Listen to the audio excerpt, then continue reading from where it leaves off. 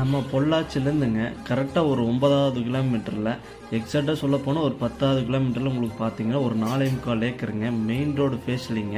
கரெக்டாக நம்ம ஆலியா ரோட்லேருந்து உள்ளுக்குள்ளே வந்தீங்கன்னா நம்ம தேவனூர்புதூர் போகிற மெயின் ரோட்டு மேலே உங்களுக்கு அமைஞ்சிருக்குதுங்க.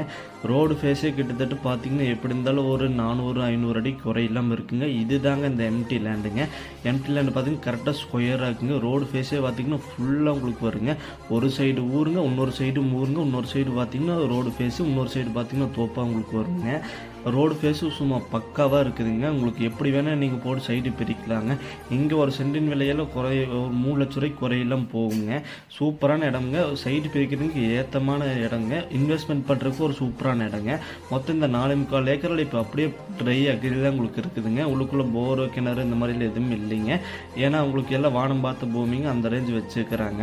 பிடிச்சுன்னா கால் பண்ணுங்கள், நம்ம பெஸ்ட்டான ப்ரைஸ் பண்ணி தரலாங்க. இது ஒரு ஏக்கரின் விலை எவ்வளோ